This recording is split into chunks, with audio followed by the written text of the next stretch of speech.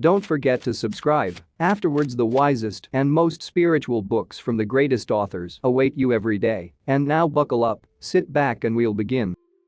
Japanese Fairy Tales. My Lord Bag of Rice. Long, long ago there lived in Japan a brave warrior known to all as Tawara Toda, or My Lord Bag of Rice. His true name was Fujiwara Hidesato, and there is a very interesting story of how he came to change his name. One day he sallied forth in search of adventures, for he had the nature of a warrior and could not bear to be idle. So he buckled on his two swords, took his huge bow, much taller than himself, in his hand, and slinging his quiver on his back started out. He had not gone far when he came to the bridge of Setonokarashi, spanning one end of the beautiful Lake Biwa. No sooner had he set foot on the bridge than he saw lying right across his path a huge serpent dragon. Its body was so big that it looked like the trunk of a large pine tree, and it took up the whole width of the bridge. One of its huge claws rested on the parapet of one side of the bridge, while its tail lay right against the other. The monster seemed to be asleep, and as it breathed, fire and smoke came out of its nostrils. At first Hidesato could not help feeling alarmed at the sight of this horrible reptile lying in his path, for he must either turn back or walk right over its body. He was a brave man, however, and putting aside all fear went forward dauntlessly. Crunch, crunch. He stepped now on the dragon's body, now between its coils, and without even one glance backward he went on his way. He had only gone a few steps when he heard someone calling him from behind. On turning back he was much surprised to see that the monster dragon had entirely disappeared, and in its place was a strange-looking man, who was bowing most ceremoniously to the ground. His red hair streamed over his shoulders and was surmounted by a crown in the shape of a dragon's head, and his sea-green dress was patterned with shells.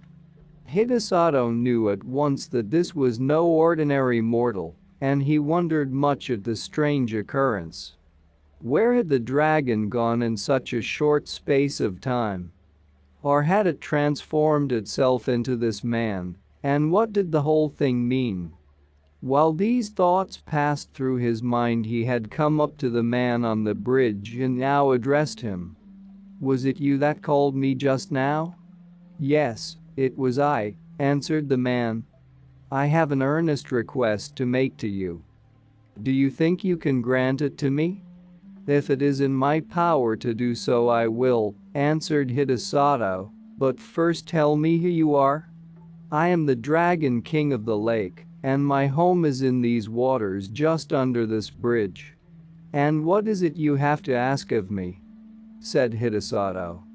"I want you to kill my mortal enemy the centipede, who lives on the mountain beyond," and the Dragon King pointed to a high peak on the opposite shore of the lake.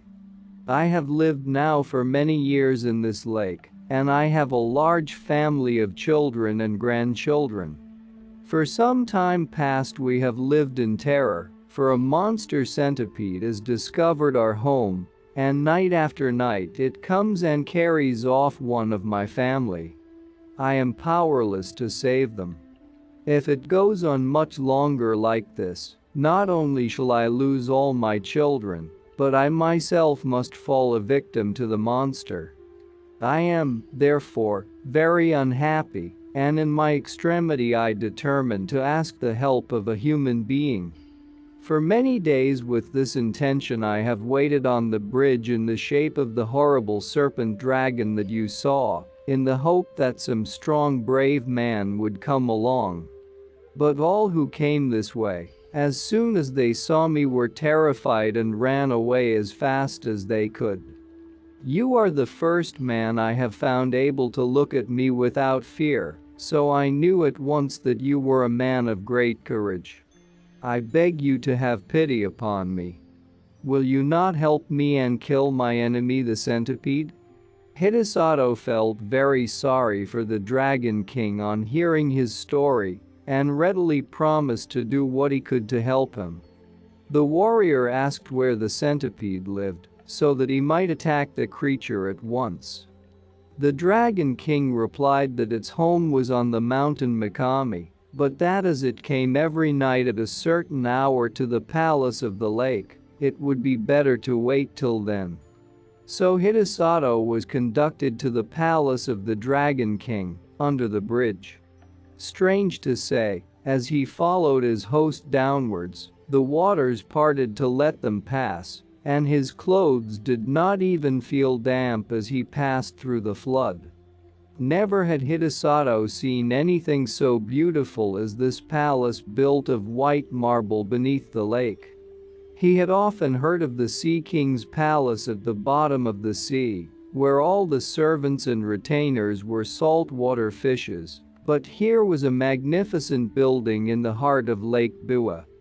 The dainty goldfishes, red carp, and silvery trout waited upon the Dragon King and his guest. Hidesato was astonished at the feast that was spread for him. The dishes were crystallized lotus leaves and flowers, and the chopsticks were of the rarest ebony. As soon as they sat down, the sliding doors opened and 10 lovely goldfish dancers came out, and behind them followed 10 red carp musicians with the koto and the samisen. Thus the hours flew by till midnight, and the beautiful music and dancing had banished all thoughts of the centipede. The Dragon King was about to pledge the warrior in a fresh cup of wine when the palace was suddenly shaken by a tramp, as if a mighty army had begun to march not far away. Hidesato and his host both rose to their feet and rushed to the balcony, and the warrior saw on the opposite mountain 2 great balls of glowing fire coming nearer and nearer. The Dragon King stood by the warrior's side trembling with fear. The centipede. The centipede. Those 2 balls of fire are its eyes. It is coming for its prey. Now is the time to kill it. Hidesato looked where his host pointed, and, in the dim light of the starlit evening, behind the 2 balls of fire, he saw the long body of an enormous centipede winding round the mountains, and the light in its 100 feet glowed like so many distant lanterns moving slowly towards the shore. Hidesato showed not the least sign of fear. He tried to calm the Dragon King. Don't be afraid. I shall surely kill the centipede. Just bring me my bow and arrows. The Dragon King did as he was bid, and the warrior noticed that he had only 3 arrows left in his quiver. He took the bow, and fitting an arrow to the notch, took careful aim and let fly.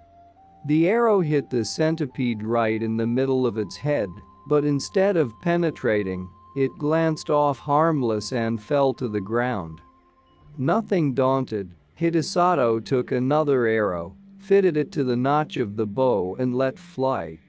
Again the arrow hit the mark. It struck the centipede right in the middle of its head, only to glance off and fall to the ground. The centipede was invulnerable to weapons. When the Dragon King saw that even this brave warrior's arrows were powerless to kill the centipede, he lost heart and began to tremble with fear. The warrior saw that he had now only 1 arrow left in his quiver, and if this one failed he could not kill the centipede. He looked across the waters. The huge reptile had wounded its horrid body 7 times round the mountain, and would soon come down to the lake. Nearer and nearer gleamed fireballs of eyes, and the light of its 100 feet began to throw reflections in the still waters of the lake. Then suddenly the warrior remembered that he had heard that human saliva was deadly to centipedes. But this was no ordinary centipede. This was so monstrous that even to think of such a creature made one creep with horror. Hidesato determined to try his last chance. So taking his last arrow and first putting the end of it in his mouth, he fitted the notch to his bow, took careful aim once more and let fly. This time the arrow again hit the centipede right in the middle of its head, but instead of glancing off harmlessly as before, it struck home to the creature's brain. Then with a convulsive shudder the serpentine body stopped moving, and the fiery light of its great eyes and 100 feet darkened to a dull glare, like the sunset of a stormy day, and then went out in blackness. A great darkness now overspread the heavens, the thunder rolled, and the lightning flashed, and the wind roared in fury, and it seemed as if the world were coming to an end. The Dragon King and his children and retainers all crouched in different parts of the palace, frightened to death, for the building was shaken to its foundation. At last the dreadful night was over. Day dawned beautiful and clear. The centipede was gone from the mountain. Then Hidesato called to the Dragon King to come out with him on the balcony, for the centipede was dead, and he had nothing more to fear. Then all the inhabitants of the palace came out with joy, and Hidesato pointed to the lake. There lay the body of the dead centipede floating on the water, which was dyed red with its blood. The gratitude of the Dragon King knew no bounds. The whole family came and bowed down before the warrior, calling him their preserver and the bravest warrior in all Japan. Another feast was prepared, more sumptuous than the first. All kinds of fish, prepared in every imaginable way, raw, stewed, boiled and roasted, served on coral trays and crystal dishes, were put before him, and the wine was the best that Hidesato had ever tasted in his life. To add to the beauty of everything, the sun shone brightly, the lake glittered like a liquid diamond, and the palace was 1,000 times more beautiful by day than by night. His host tried to persuade the warrior to stay a few days, but Hidesato insisted on going home, saying that he had now finished what he had come to do and must return. The Dragon King and his family were all very sorry to have him leave so soon, but since he would go, they begged him to accept a few small presents, so they said, in token of their gratitude to him for delivering them forever from their horrible enemy the centipede. As the warrior stood in the porch taking leave, a train of fish was suddenly transformed into a retinue of men, all wearing ceremonial robes and dragon's crowns on their heads to show that they were servants of the great Dragon King. The presents that they carried were as follows. First, a large bronze bell. Second, a bag of rice. Third, a roll of silk. Fourth, a cooking pot. Fifth, a bell. Hidesato did not want to accept all these presents, but as the Dragon King insisted, he could not well refuse. The Dragon King himself accompanied the warrior as far as the bridge, and then took leave of him with many bows and good wishes, leaving the procession of servants to accompany Hidesato to his house with the presents. The warrior's household and servants had been very much concerned when they found that he did not return the night before, but they finally concluded that he had been kept by the violent storm and had taken shelter somewhere. When the servants on the watch for his return caught sight of him, they called to everyone that he was approaching, and the whole household turned out to meet him, wondering much what the retinue of men, bearing presents and banners, that followed him, could mean. As soon as the Dragon King's retainers had put down the presents, they vanished, and Hidesato told all that had happened to him. The presents which he had received from the grateful Dragon King, were found to be of magic power. The bell only was ordinary, and as Hidesato had no use for it, he presented it to the temple nearby, where it was hung up to boom out the hour of day over the surrounding neighborhood.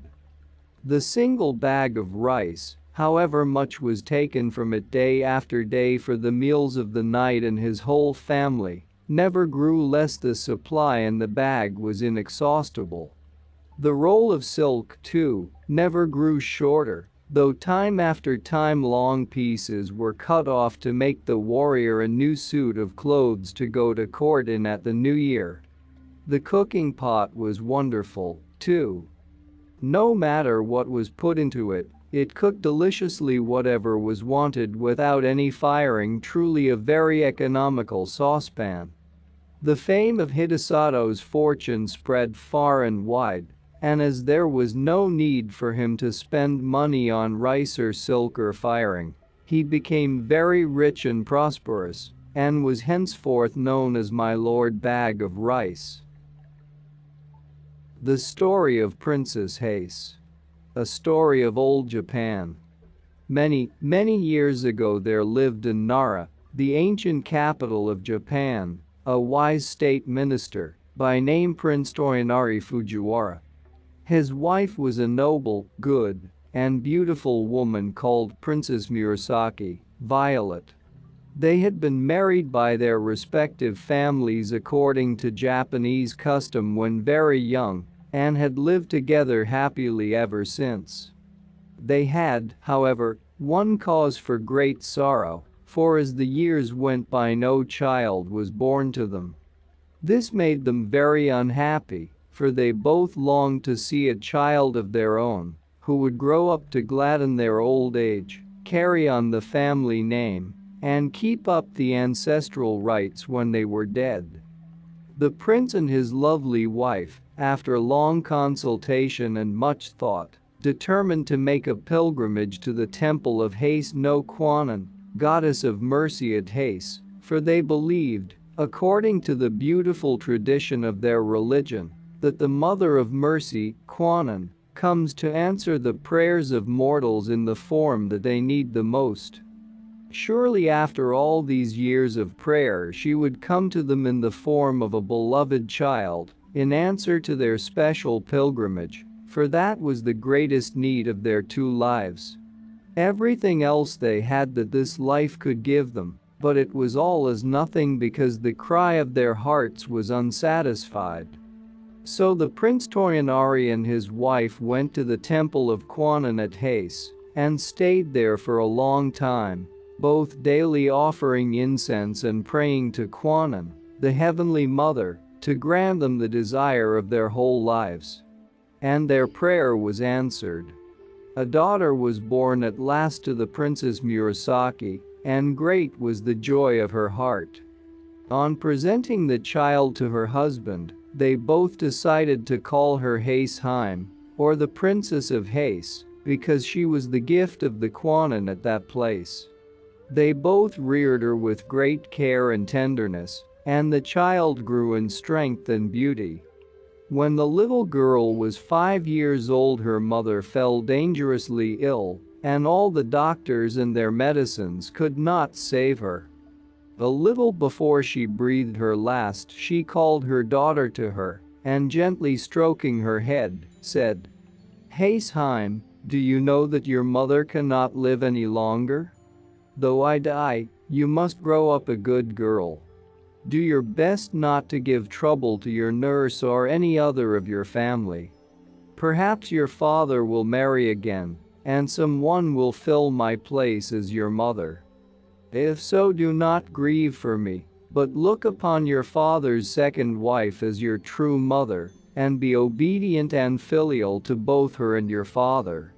Remember when you are grown up to be submissive to those who are your superiors, and to be kind to all those who are under you. Don't forget this.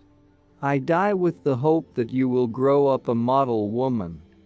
Hase Heim listened in an attitude of respect while her mother spoke, and promised to do all that she was told. There is a proverb which says as the soul is at 3 so it is at 100, and so Haesheim grew up as her mother had wished, a good and obedient little princess, though she was now too young to understand how great was the loss of her mother. Not long after the death of his first wife, Prince Toyonari married again, a lady of noble birth named Princess Terut. Very different in character, alas. To the good and wise Princess Murasaki, this woman had a cruel, bad heart. She did not love her stepdaughter at all and was often very unkind to the little motherless girl, saying to herself, "This is not my child. This is not my child." But Haesheim bore every unkindness with patience and even waited upon her stepmother kindly and obeyed her in every way and never gave any trouble, just as she had been trained by her own good mother, so that the Lady Terut had no cause for complaint against her. The little princess was very diligent, and her favorite studies were music and poetry. She would spend several hours practicing every day, and her father had the most proficient of masters he could find to teach her the koto, Japanese harp, the art of writing letters and verse. When she was 12 years of age she could play so beautifully that she and her stepmother were summoned to the palace to perform before the emperor. It was the festival of the cherry flowers, and there were great festivities at the court. The emperor threw himself into the enjoyment of the season and commanded that Princess Haze should perform before him on the koto, and that her mother Princess Terut should accompany her on the flute. The emperor sat on a raised dais, before which was hung a curtain of finely sliced bamboo and purple tassels, so that His Majesty might see all and not be seen, for no ordinary subject was allowed to look upon his sacred face. Haesheim was a skilled musician though so young, and often astonished her masters by her wonderful memory and talent. On this momentous occasion she played well. But Princess Terut, her stepmother, who was a lazy woman and never took the trouble to practice daily, broke down in her accompaniment and had to request one of the court ladies to take her place. This was a great disgrace, and she was furiously jealous to think that she had failed where her stepdaughter succeeded, and to make matters worse, the emperor sent many beautiful gifts to the little princess to reward her for playing so well at the palace. There was also now another reason why Princess Terut hated her stepdaughter, for she had had the good fortune to have a son born to her, and in her inmost heart she kept saying, "If only Haesheim were not here, my son would have all the love of his father."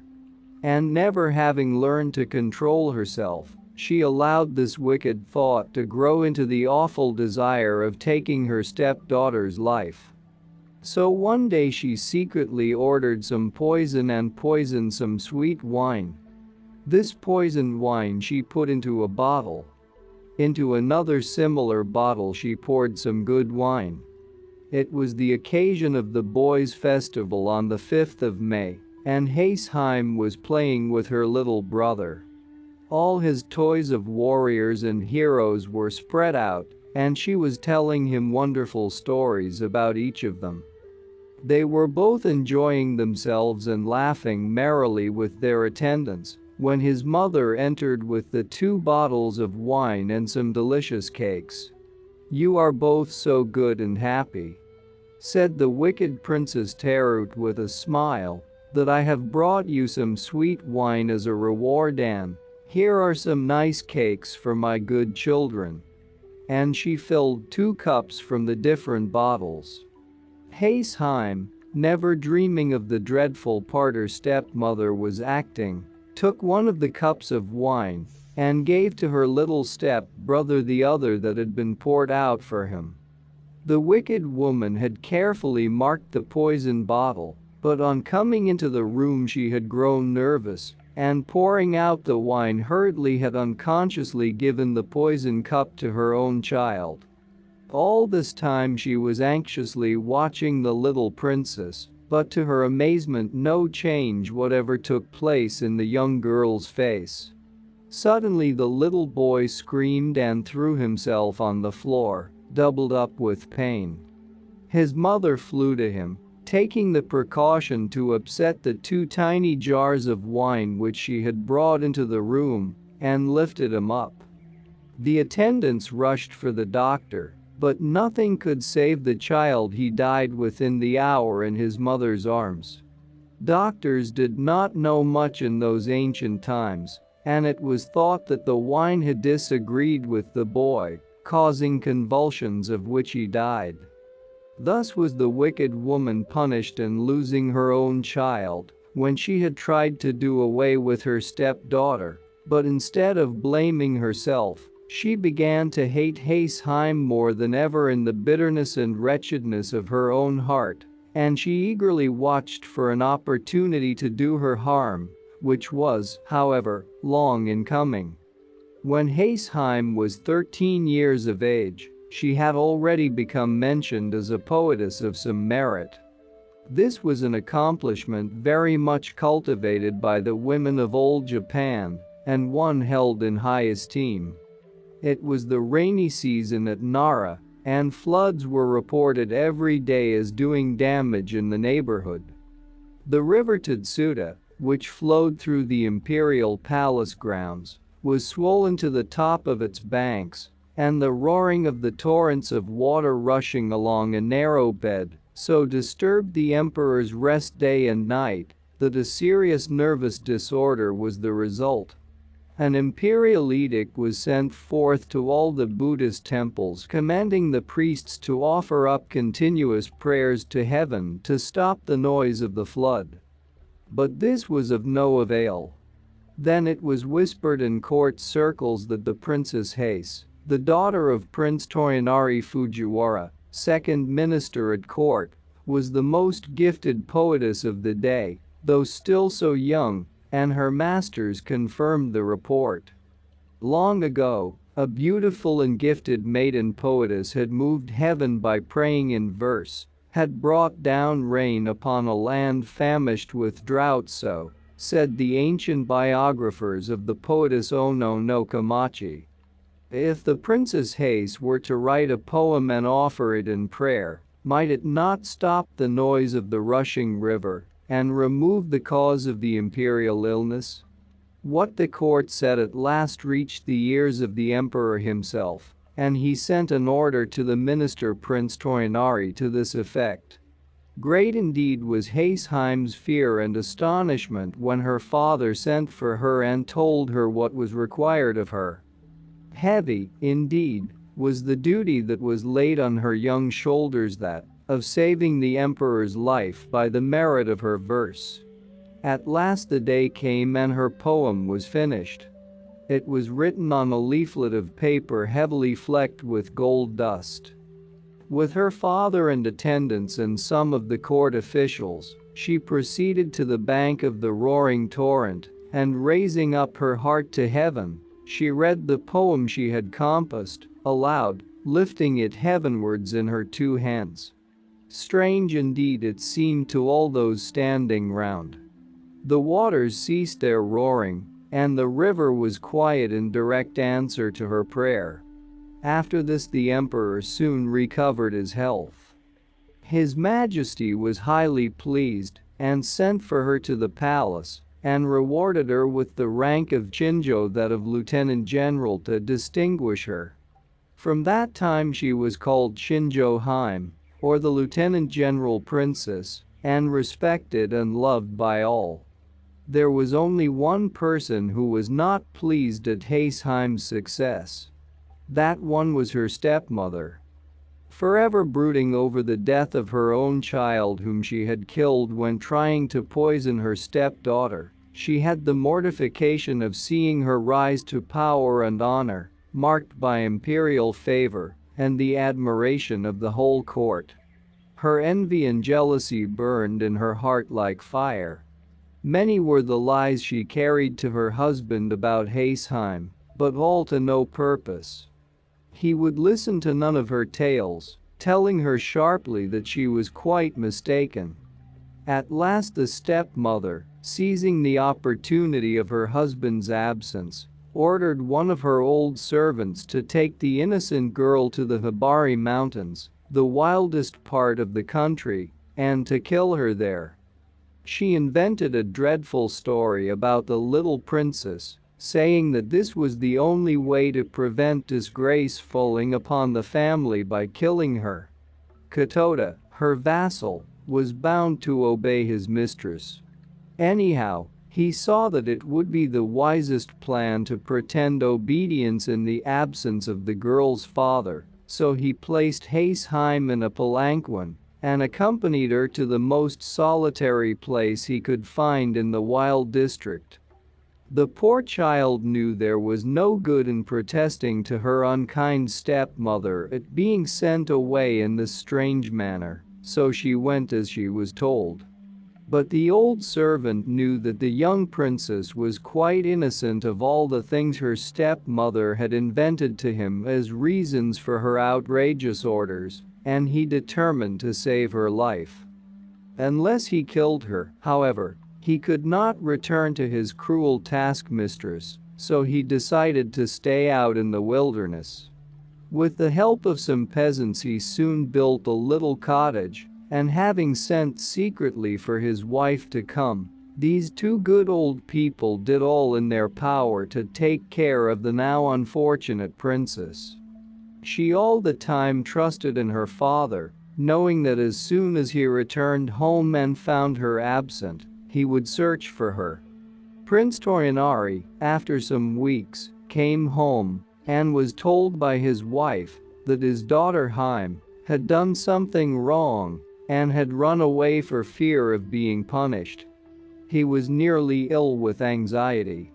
Everyone in the house told the same story, that Haseheim had suddenly disappeared, none of them knew why or whither.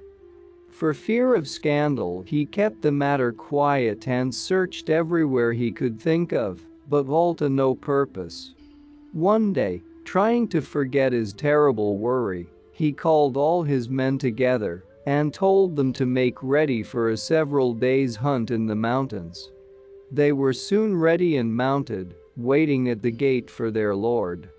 He rode hard and fast to the district of the Hibari Mountains, a great company following him. He was soon far ahead of everyone, and at last found himself in a narrow picturesque valley. Looking round and admiring the scenery, he noticed a tiny house on one of the hills quite near, and then he distinctly heard a beautiful clear voice reading aloud. Seized with curiosity as to who could be studying so diligently in such a lonely spot, he dismounted, and leaving his horse to his groom, he walked up the hillside and approached the cottage. As he drew nearer, his surprise increased, for he could see that the reader was a beautiful girl. The cottage was wide open and she was sitting facing the view. Listening attentively, he heard her reading the Buddhist scriptures with great devotion. More and more curious, he hurried on to the tiny gate and entered the little garden, and looking up beheld his lost daughter Haseheim. She was so intent on what she was saying that she neither heard nor saw her father till he spoke. "Haseheim," he cried, "it is you, my Haseheim." Taken by surprise, she could hardly realize that it was her own dear father who was calling her, and for a moment she was utterly bereft of the power to speak or move. My father, it is indeed you, oh, my father," was all she could say, and running to him she caught hold of his thick sleeve, and burying her face burst into a passion of tears. Her father stroked her dark hair, asking her gently to tell him all that had happened, but she only wept on, and he wondered if he were not really dreaming. Then the faithful old servant Katoda came out, and bowing himself to the ground before his master, poured out the long tale of wrong, telling him all that had happened and how it was that he found his daughter in such a wild and desolate spot with only two old servants to take care of her. The prince's astonishment and indignation knew no bounds. He gave up the hunt at once and hurried home with his daughter. One of the company galloped ahead to inform the household of the glad news, and the stepmother, hearing what had happened and fearful of meeting her husband, now that her wickedness was discovered, fled from the house and returned in disgrace to her father's roof, and nothing more was heard of her. The old servant Katoda was rewarded with the highest promotion in his master's service and lived happily to the end of his days, devoted to the little princess, who never forgot that she owed her life to this faithful retainer.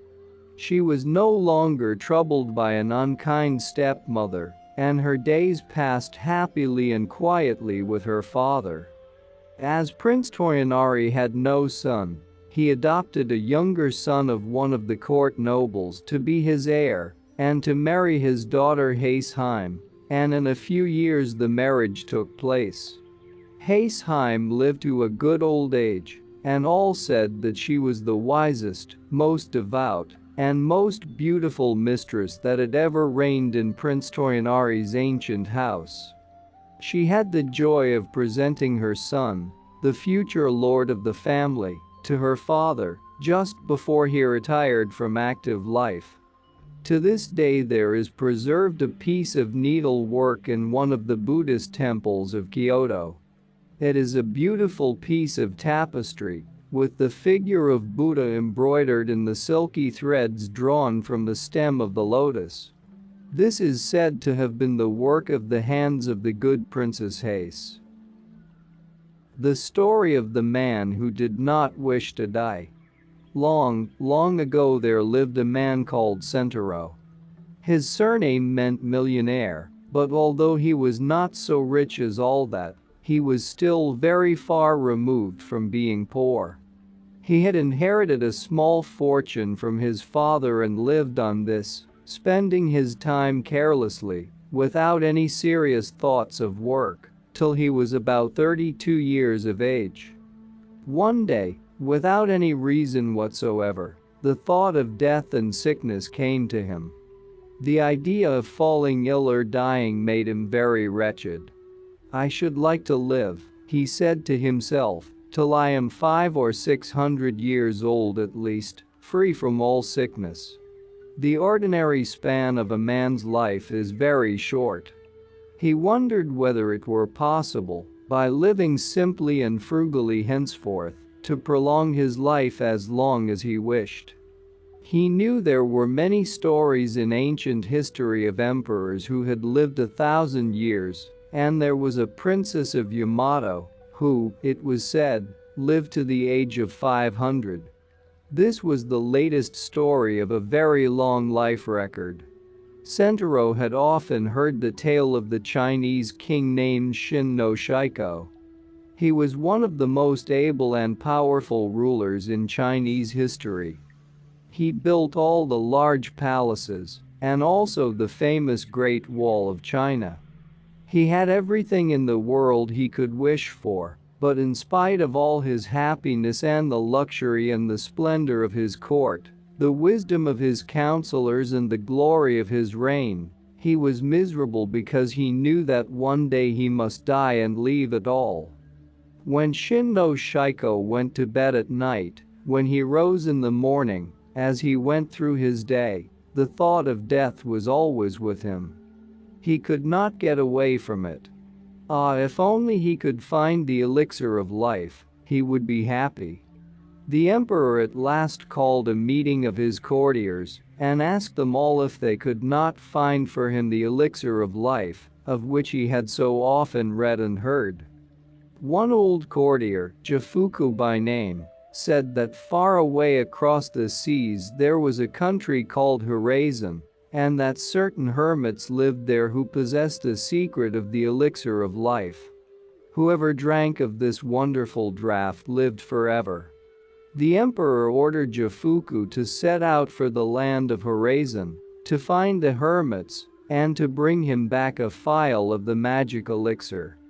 He gave Jifuku one of his best junks, fitted it out for him, and loaded it with great quantities of treasures and precious stones for Jifuku to take as presents to the hermits. Jifuku sailed for the land of Horizon, but he never returned to the waiting emperor. But ever since that time Mount Fuji has been said to be the fabled Horizon, and the home of hermits who hid the secret of the elixir, and Jifuku has been worshipped as their patron god. Now Sentaro determined to set out to find the hermits, and if he could, to become one, so that he might obtain the water of perpetual life. He remembered that as a child, he had been told that not only did these hermits live on Mount Fuji, but that they were said to inhabit all the very high peaks. So he left his old home to the care of his relatives and started out on his quest. He traveled through all the mountainous regions of the land, climbing to the tops of the highest peaks, but never a hermit did he find. At last, after wandering in an unknown region for many days, he met a hunter. "Can you tell me," asked Sentaro, "where the hermits live who have the elixir of life?" "No," said the hunter, "I can't tell you where such hermits live, but there is a notorious robber living in these parts. It is said that he is chief of a band of 200 followers." This odd answer irritated Sentaro very much, and he thought how foolish it was to waste more time in looking for the hermits in this way, so he decided to go at once to the shrine of Jifuku, who is worshipped as the patron god of the hermits in the south of Japan. Sentaro reached the shrine and prayed for 7 days, entreating Jifuku to show him the way to a hermit who could give him what he wanted so much to find. At midnight of the 7th day, as Sentaro knelt in the temple, the door of the innermost shrine flew open, and Jifuku appeared in a luminous cloud, and calling to Sentaro to come nearer, spoke thus: "Your desire is a very selfish one and cannot be easily granted. You think that you would like to become a hermit so as to find the elixir of life. Do you know how hard a hermit's life is? A hermit is only allowed to eat fruit and berries and the bark of pine trees. A hermit must cut himself off from the world so that his heart may become as pure as gold and free from every earthly desire. Gradually, after following these strict rules, the hermit ceases to feel hunger or cold or heat, and his body becomes so light that he can ride on a crane or a carp and can walk on water without getting his feet wet. You, Sentaro, are fond of good living and of every comfort. You are not even like an ordinary man, for you are exceptionally idle and more sensitive to heat and cold than most people. You would never be able to go barefoot or to wear only one thin dress in the winter time. Do you think that you would ever have the patience or the endurance to live a hermit's life? In answer to your prayer, however, I will help you in another way. I will send you to the country of perpetual life, where death never comes, where the people live forever." Saying this, Jifuku put into Sentaro's hand a little crane made of paper, telling him to sit on its back, and it would carry him there. Sentaro obeyed wonderingly. The crane grew large enough for him to ride on it with comfort. It then spread its wings, rose high in the air, and flew away over the mountains right out to sea. Sentaro was at first quite frightened, but by degrees he grew accustomed to the swift flight through the air. On and on they went for thousands of miles. The bird never stopped for rest or food, but as it was a paper bird, it doubtless did not require any nourishment, and strange to say, neither did Sentaro. After several days they reached an island. The crane flew some distance inland and then alighted. As soon as Sentaro got down from the bird's back, the crane folded up of its own accord and flew into his pocket. Now Sentaro began to look about him wonderingly, curious to see what the country of perpetual life was like. He walked first round about the country and then through the town. Everything was, of course, quite strange and different from his own land. But both the land and the people seemed prosperous, so he decided that it would be good for him to stay there and took up lodgings at one of the hotels. The proprietor was a kind man, and when Sentaro told him that he was a stranger and had come to live there, he promised to arrange everything that was necessary with the governor of the city concerning Sentaro's sojourn there. He even found a house for his guest, and in this way Sentaro obtained his great wish and became a resident in the country of perpetual life. Within the memory of all the islanders, no man had ever died there, and sickness was a thing unknown.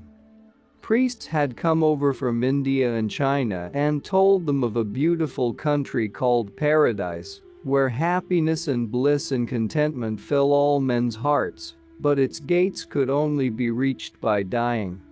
This tradition was handed down for ages from generation to generation, but none knew exactly what death was, except that it led to paradise. Quite unlike Sentaro and other ordinary people, instead of having a great dread of death, they all, both rich and poor, longed for it as something good and desirable. They were all tired of their long lives and longed to go to the happy land of contentment called paradise, of which the priests had told them centuries ago. All this Sentaro soon found out by talking to the islanders. He found himself, according to his ideas, in the land of Topsidervidum. Everything was upside down. He had wished to escape from dying. He had come to the land of perpetual life with great relief and joy, only to find that the inhabitants themselves, doomed never to die, would consider it bliss to find death. What he had hitherto considered poison these people ate as good food, and all the things to which he had been accustomed as food they rejected. Whenever any merchants from other countries arrived, the rich people rushed to them eager to buy poisons.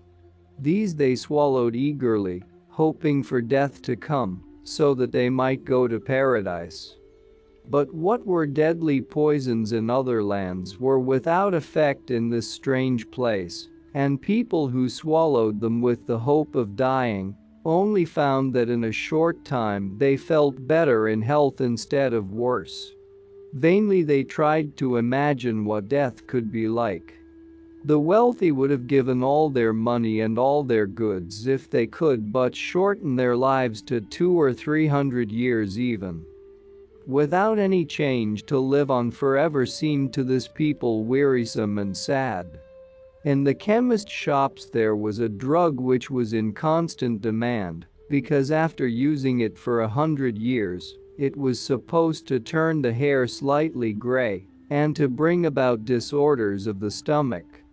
Sentaro was astonished to find that the poisonous globefish was served up in restaurants as a delectable dish, and hawkers in the streets went about selling sauces made of Spanish flies. He never saw anyone ill after eating these horrible things, nor did he ever see anyone with as much as a cold. Sentaro was delighted. He said to himself that he would never grow tired of living, and that he considered it profane to wish for death. He was the only happy man on the island. For his part, he wished to live thousands of years and to enjoy life. He set himself up in business, and for the present never even dreamed of going back to his native land. As years went by, however, things did not go as smoothly as at first. He had heavy losses in business, and several times some affairs went wrong with his neighbors. This caused him great annoyance. Time passed like the flight of an arrow for him, for he was busy from morning till night. 300 years went by in this monotonous way, and then at last he began to grow tired of life in this country, and he longed to see his own land and his old home. However long he lived here, life would always be the same, so was it not foolish and wearisome to stay on here forever? Sentaro, in his wish to escape from the country of perpetual life, recollected Jifuku, who had helped him before when he was wishing to escape from death, and he prayed to the saint to bring him back to his own land again. No sooner did he pray than the paper crane popped out of his pocket. Sentaro was amazed to see that it had remained undamaged after all these years. Once more the bird grew and grew till it was large enough for him to mount it. As he did so, the bird spread its wings and flew swiftly out across the sea in the direction of Japan. Such was the willfulness of the man's nature that he looked back and regretted all he had left behind. He tried to stop the bird in vain. The crane held on its way for thousands of miles across the ocean. Then a storm came on, and the wonderful paper crane got damp, crumpled up, and fell into the sea. Sentaro fell with it. Very much frightened at the thought of being drowned, he cried out loudly to Jifuku to save him. He looked round, but there was no ship in sight. He swallowed a quantity of sea water, which only increased his miserable plight. While he was thus struggling to keep himself afloat, he saw a monstrous shark swimming towards him. As it came nearer, it opened its huge mouth ready to devour him. Sentaro was all but paralyzed with fear now that he felt his end so near, and screamed out as loudly as ever he could to Jifuku to come and rescue him. Lo and behold, Sentaro was awakened by his own screams, to find that during his long prayer, he had fallen asleep before the shrine, and that all his extraordinary and frightful adventures had been only a wild dream. He was in a cold perspiration with fright and utterly bewildered. Suddenly a bright light came towards him, and in the light stood a messenger. The messenger held a book in his hand and spoke to Sentaro. "I am sent to you by Jifuku, who in answer to your prayer has permitted you in a dream to see the land of perpetual life. But you grew weary of living there and begged to be allowed to return to your native land so that you might die. Jifuku, so that he might try you, allowed you to drop into the sea and then sent a shark to swallow you up. Your desire for death was not real, for even at that moment you cried out loudly and shouted for help. It is also vain for you to wish to become a hermit or to find the elixir of life. These things are not for such as you. Your life is not austere enough. It is best for you to go back to your paternal home and to live a good and industrious life. Never neglect to keep the anniversaries of your ancestors and make it your duty to provide for your children's future. Thus will you live to a good old age and be happy, but give up the vain desire to escape death, for no man can do that, and by this time you have surely found out that even when selfish desires are granted, they do not bring happiness. In this book I give you there are many precepts good for you to know. If you study them, you will be guided in the way I have pointed out to you." The angel disappeared as soon as he had finished speaking, and Sentaro took the lesson to heart. With the book in his hand he returned to his old home, and giving up all his old vain wishes, tried to live a good and useful life, and to observe the lessons taught him in the book, and he and his house prospered henceforth. The Bamboo Cutter and the Moonchild. Long, long ago, there lived an old bamboo woodcutter. He was very poor and sad also, for no child had heaven sent to cheer his old age, and in his heart there was no hope of rest from work till he died and was laid in the quiet grave. Every morning he went forth into the woods and hills wherever the bamboo reared its lithe green plumes against the sky.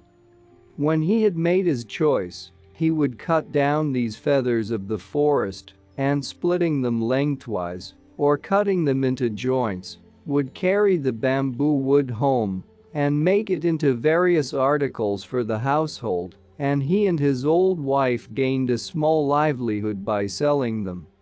One morning as usual he had gone out to his work, and having found a nice clump of bamboos, had set to work to cut some of them down. Suddenly the green grove of bamboos was flooded with a bright soft light, as if the full moon had risen over the spot. Looking round in astonishment, he saw that the brilliance was streaming from one bamboo. The old man, full of wonder, dropped his axe and went towards the light. On nearer approach he saw that this soft splendor came from a hollow in the green bamboo stem, and still more wonderful to behold, in the midst of the brilliance stood a tiny human being, only 3 inches in height, and exquisitely beautiful in appearance. "You must be sent to be my child, for I find you here among the bamboos where lies my daily work," said the old man, and taking the little creature in his hand, he took it home to his wife to bring up. The tiny girl was so exceedingly beautiful and so small that the old woman put her into a basket to safeguard her from the least possibility of being hurt in any way. The old couple were now very happy, for it had been a lifelong regret that they had no children of their own, and with joy they now expended all the love of their old age on the little child who had come to them in so marvelous a manner. From this time on, the old man often found gold in the notches of the bamboos when he hewed them down and cut them up, not only gold, but precious stones also, so that by degrees he became rich. He built himself a fine house and was no longer known as the poor bamboo woodcutter, but as a wealthy man. 3 months passed quickly away, and in that time the bamboo child had, wonderful to say, become a full-grown girl, so her foster parents did up her hair and dressed her in beautiful kimonos. She was of such wondrous beauty that they placed her behind the screens like a princess and allowed no one to see her, waiting upon her themselves. It seemed as if she were made of light, for the house was filled with a soft shining, so that even in the dark of night it was like daytime. Her presence seemed to have a benign influence on those there. Whenever the old man felt sad, he had only to look upon his foster daughter, and his sorrow vanished, and he became as happy as when he was a youth. At last the day came for the naming of their new-found child, so the old couple called in a celebrated name-giver, and he gave her the name of Princess Moonlight, because her body gave forth so much soft bright light that she might have been a daughter of the moon god. For 3 days the festival was kept up with song and dance and music. All the friends and relations of the old couple were present, and great was their enjoyment of the festivities held to celebrate the naming of Princess Moonlight. Everyone who saw her declared that there never had been seen anyone so lovely. All the beauties throughout the length and breadth of the land would grow pale beside her, so they said. The fame of the princess's loveliness spread far and wide, and many were the suitors who desired to win her hand, or even so much as to see her. Suitors from far and near posted themselves outside the house and made little holes in the fence, in the hope of catching a glimpse of the princess, as she went from one room to the other along the veranda. They stayed there day and night, sacrificing even their sleep for a chance of seeing her, but all in vain. Then they approached the house and tried to speak to the old man and his wife or some of the servants, but not even this was granted them. Still, in spite of all this disappointment, they stayed on day after day and night after night and counted it as nothing, so great was their desire to see the princess. At last, however, most of the men, seeing how hopeless their quest was, lost heart and hope both, and returned to their homes. All except 5 knights, whose ardor and determination, instead of waning, seemed to wax greater with obstacles. These 5 men even went without their meals and took snatches of whatever they could get brought to them, so that they might always stand outside the dwelling. They stood there in all weathers, in sunshine and in rain. Sometimes they wrote letters to the princess, but no answer was vouchsafed to them. Then when letters failed to draw any reply, they wrote poems to her telling her of the hopeless love which kept them from sleep, from food, from rest, and even from their homes. Still Princess Moonlight gave no sign of having received their verses. In this hopeless state the winter passed. The snow and frost and the cold winds gradually gave place to the gentle warmth of spring. Then the summer came, and the sun burned white and scorching in the heavens above and on the earth beneath, and still these faithful knights kept watch and waited. At the end of these long months they called out to the old bamboo cutter and entreated him to have some mercy upon them, and to show them the princess, but he answered only that as he was not a real father, he could not insist on her obeying him against her wishes.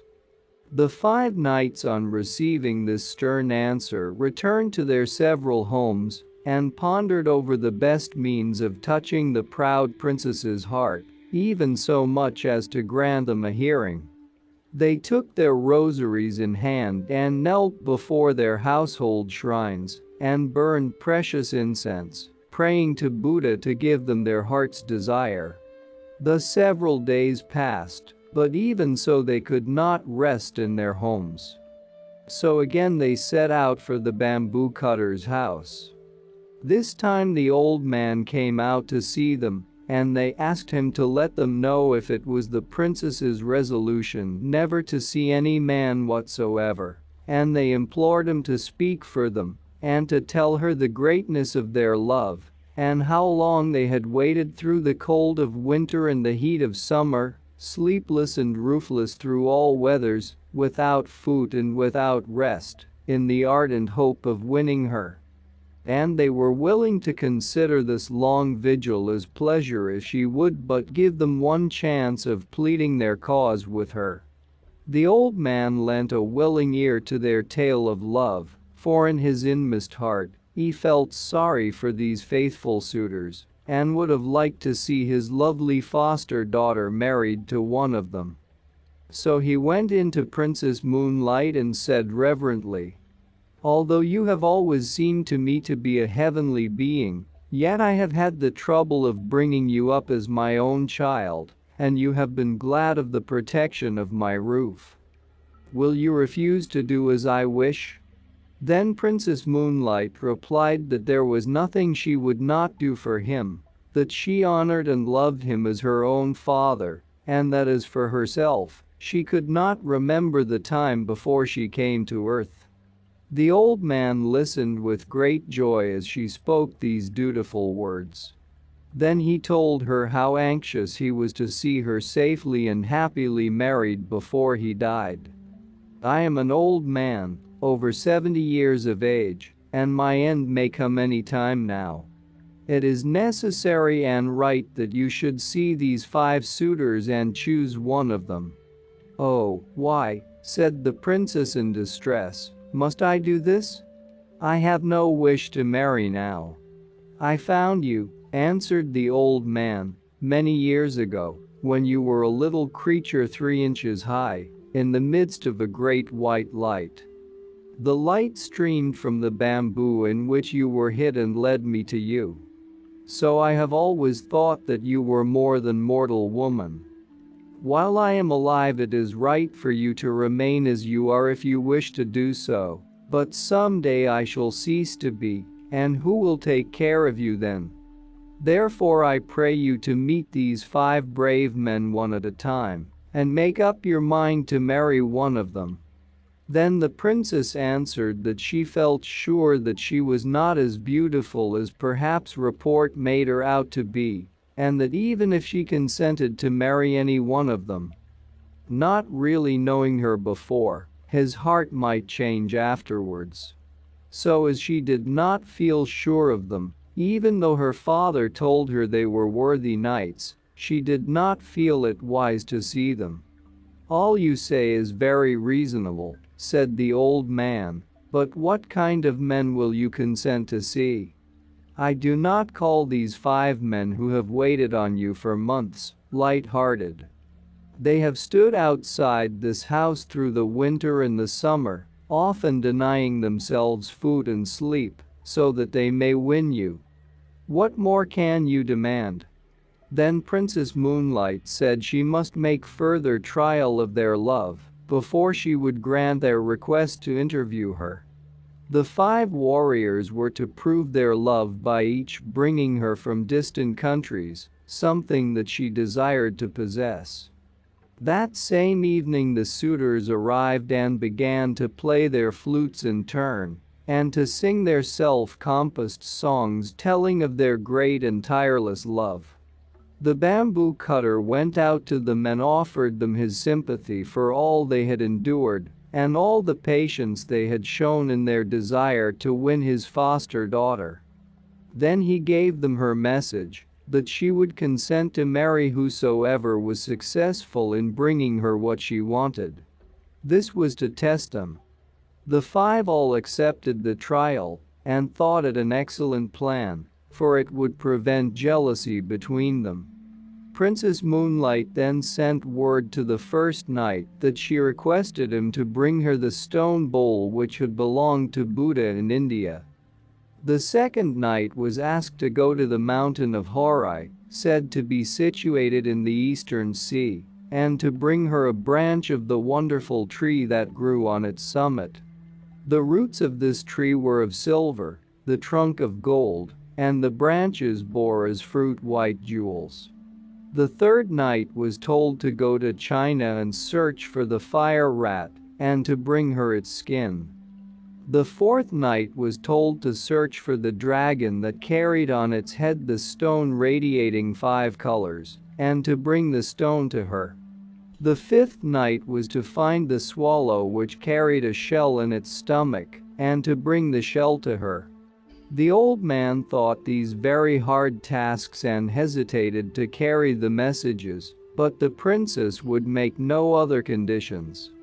So her commands were issued word for word to the 5 men who, when they heard what was required of them, were all disheartened and disgusted at what seemed to them the impossibility of the tasks given them, and returned to their own homes in despair. But after a time, when they thought of the princess, the love in their hearts revived for her, and they resolved to make an attempt to get what she desired of them. The first knight sent word to the princess that he was starting out that day on the quest of Buddha's bowl, and he hoped soon to bring it to her. But he had not the courage to go all the way to India, for in those days traveling was very difficult and full of danger. So he went to one of the temples in Kyoto and took a stone bowl from the altar there, paying the priest a large sum of money for it. He then wrapped it in a cloth of gold and, waiting quietly for 3 years, returned and carried it to the old man. Princess Moonlight wondered that the knight should have returned so soon. She took the bowl from its gold wrapping, expecting it to make the room full of light, but it did not shine at all, so she knew that it was a sham thing and not the true bowl of Buddha. She returned it at once and refused to see him. The knight threw the bowl away and returned to his home in despair. He gave up now all hopes of ever winning the princess. The second knight told his parents that he needed change of air for his health, for he was ashamed to tell them that love for the Princess Moonlight was the real cause of his leaving them. He then left his home, at the same time sending word to the princess that he was setting out for Mount Horai, in the hope of getting her a branch of the gold and silver tree which she so much wished to have. He only allowed his servants to accompany him halfway, and then sent them back. He reached the seashore and embarked on a small ship, and after sailing away for 3 days he landed and employed several carpenters to build him a house contrived in such a way that no one could get access to it. He then shut himself up with 6 skilled jewelers and endeavored to make such a gold and silver branch as he thought would satisfy the princess, as having come from the wonderful tree growing on Mount Horai. Everyone whom he had asked declared that Mount Horai belonged to the land of fable and not to fact. When the branch was finished, he took his journey home and tried to make himself look as if he were wearied and worn out with travel. He put the jeweled branch into a lacquer box and carried it to the bamboo cutter, begging him to present it to the princess. The old man was quite deceived by the travel-stained appearance of the knight, and thought that he had only just returned from his long journey with the branch. So he tried to persuade the princess to consent to see the man. But she remained silent and looked very sad. The old man began to take out the branch and praised it as a wonderful treasure to be found nowhere in the whole land. Then he spoke of the knight, how handsome and how brave he was to have undertaken a journey to so remote a place as the Mount of Horai. Princess Moonlight took the branch in her hand and looked at it carefully. She then told her foster parent that she knew it was impossible for the man to have obtained a branch from the gold and silver tree growing on Mount Horai so quickly or so easily, and she was sorry to say she believed it artificial. The old man then went out to the expectant knight, who had now approached the house, and asked where he had found the branch. Then the man did not scruple to make up a long story. 2 years ago I took a ship and started in search of Mount Horai. After going before the wind for some time I reached the far eastern sea. Then a great storm arose and I was tossed about for many days, losing all count of the points of the compass, and finally we were blown ashore on an unknown island. Here I found the place inhabited by demons who at one time threatened to kill and eat me. However, I managed to make friends with these horrible creatures, and they helped me and my sailors to repair the boat, and I set sail again. Our food gave out, and we suffered much from sickness on board. At last, on the 500th day from the day of starting, I saw far off on the horizon what looked like the peak of a mountain. On nearer approach, this proved to be an island, in the center of which rose a high mountain. I landed, and after wandering about for 2 or 3 days, I saw a shining being coming towards me on the beach, holding in his hands a golden bowl. I went up to him and asked him if I had, by good chance, found the island of Mount Horai, and he answered, "Yes, this is Mount Horai." With much difficulty I climbed to the summit. Here stood the golden tree growing with silver roots in the ground. The wonders of that strange land are many, and if I began to tell you about them I could never stop. In spite of my wish to stay there long, on breaking off the branch I hurried back. With utmost speed it has taken me 400 days to get back, and, as you see, My clothes are still damp from exposure on the long sea voyage. I have not even waited to change my raiment, so anxious was I to bring the branch to the princess quickly.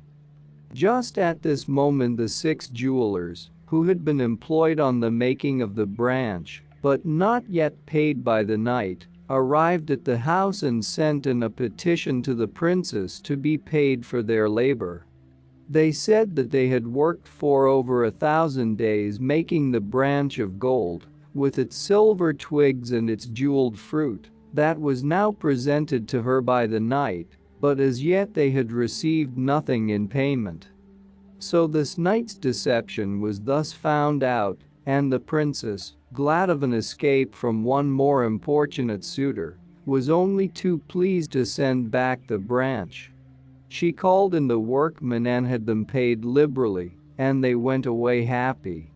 But on the way home they were overtaken by the disappointed man, who beat them till they were nearly dead for letting out the secret, and they barely escaped with their lives. The knight then returned home, raging in his heart, and in despair of ever winning the princess gave up society and retired to a solitary life among the mountains. Now the 3rd knight had a friend in China, so he wrote to him to get the skin of the fire rat. The virtue of any part of this animal was that no fire could harm it. He promised his friend any amount of money he liked to ask, if only he could get him the desired article. As soon as the news came that the ship on which his friend had sailed home had come into port, he rode 7 days on horseback to meet him. He handed his friend a large sum of money and received the fire rat's skin. When he reached home he put it carefully in a box and sent it in to the princess while he waited outside for her answer. The bamboo cutter took the box from the knight and, as usual, carried it in to her and tried to coax her to see the knight at once, but Princess Moonlight refused, saying that she must first put the skin to test by putting it into the fire. If it were the real thing it would not burn. So she took off the crepe wrapper and opened the box, and then threw the skin into the fire.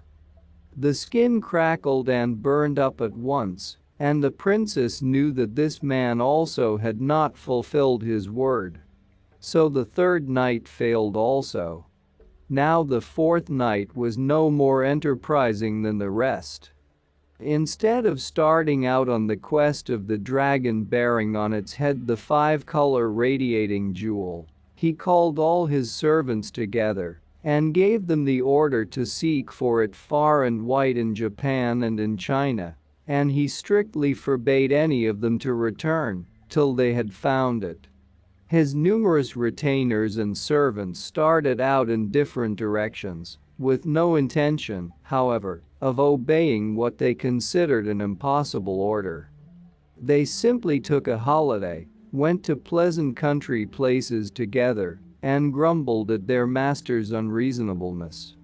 The knight meanwhile, thinking that his retainers could not fail to find the jewel, repaired to his house and fitted it up beautifully for the reception of the princess. He felt so sure of winning her. 1 year passed away in weary waiting, and still his men did not return with the dragon jewel. The knight became desperate. He could wait no longer, so taking with him only 2 men he hired a ship and commanded the captain to go in search of the dragon. The captain and the sailors refused to undertake what they said was an absurd search, but the knight compelled them at last to put out to sea. When they had been but a few days out they encountered a great storm which lasted so long that, by the time its fury abated, the knight had determined to give up the hunt of the dragon. They were at last blown on shore, for navigation was primitive in those days. Worn out with his travels and anxiety, the 4th suitor gave himself up to rest. He had caught a very heavy cold and had to go to bed with a swollen face. The governor of the place, hearing of his plight, sent messengers with a letter inviting him to his house. While he was there thinking over all his troubles, his love for the princess turned to anger, and he blamed her for all the hardships he had undergone. He thought that it was quite probable she had wished to kill him, so that she might be rid of him, and in order to carry out her wish, had sent him upon his impossible quest. At this point all the servants he had sent out to find the jewel came to see him, and were surprised to find praise instead of displeasure awaiting them. Their master told them that he was heartily sick of adventure, and said that he never intended to go near the princess's house again in the future. Like all the rest, the fifth night failed in his quest. He could not find the swallow's shell. By this time the fame of Princess Moonlight's beauty had reached the ears of the emperor, and he sent one of the court ladies to see if she were really as lovely as reports said. If so, he would summon her to the palace and make her one of the ladies in waiting. When the court lady arrived, in spite of her father's entreaties, Princess Moonlight refused to see her. The imperial messenger insisted, saying it was the emperor's order. Then Princess Moonlight told the old man that if she was forced to go to the palace in obedience to the emperor's order, she would vanish from the earth. When the emperor was told of her persistence in refusing to obey his summons, and that if pressed to obey she would disappear altogether from sight, he determined to go and see her. So he planned to go on a hunting excursion in the neighborhood of the bamboo cutter's house and see the princess himself. He sent word to the old man of his intention, and he received consent to the scheme. The next day the emperor set out with his retinue, which he soon managed to outride. He found the bamboo cutter's house and dismounted. He then entered the house and went straight to where the princess was sitting with her attendant maidens. Never had he seen anyone so wonderfully beautiful, and he could not but look at her, for she was more lovely than any human being, as she shone in her own soft radiance. When Princess Moonlight became aware that a stranger was looking at her, she tried to escape from the room, but the emperor caught her and begged her to listen to what he had to say. Her only answer was to hide her face in her sleeves. The emperor fell deeply in love with her and begged her to come to the court, where he would give her a position of honor and everything she could wish for. He was about to send for one of the imperial palanquins to take her back with him at once, saying that her grace and beauty should adorn a court and not be hidden in a bamboo cutter's cottage. But the princess stopped him. She said that if she were forced to go to the palace, she would turn at once into a shadow, and even as she spoke, she began to lose her form. Her figure faded from his sight while he looked. The emperor then promised to leave her free, if only she would resume her former shape, which she did. It was now time for him to return, for his retinue would be wondering what had happened to their royal master when they missed him for so long. So he bade her goodbye and left the house with a sad heart. Princess Moonlight was for him the most beautiful woman in the world. All others were dark beside her, and he thought of her night and day. His Majesty now spent much of his time in writing poems, telling her of his love and devotion, and sent them to her, and though she refused to see him again, she answered with many verses of her own composing, which told him gently and kindly that she could never marry anyone on this earth. These little songs always gave him pleasure. At this time her foster parents noticed that night after night, the princess would sit on her balcony and gaze for hours at the moon, in a spirit of the deepest dejection, ending always in a burst of tears. One night the old man found her thus weeping as if her heart were broken, and he besought her to tell him the reason of her sorrow. With many tears she told him that he had guessed rightly when he supposed her not to belong to this world, that she had in truth come from the moon, and that her time on earth would soon be over. On the 15th day of that very month of August her friends from the moon would come to fetch her, and she would have to return. Her parents were both there, but having spent a lifetime on the earth she had forgotten them, and also the moon world to which she belonged. It made her weep, she said, to think of leaving her kind foster parents and the home where she had been happy for so long. When her attendants heard this they were very sad and could not eat or drink for sadness at the thought that the princess was so soon to leave them. The emperor, as soon as the news was carried to him, sent messengers to the house to find out if the report were true or not. The old bamboo cutter went out to meet the imperial messengers.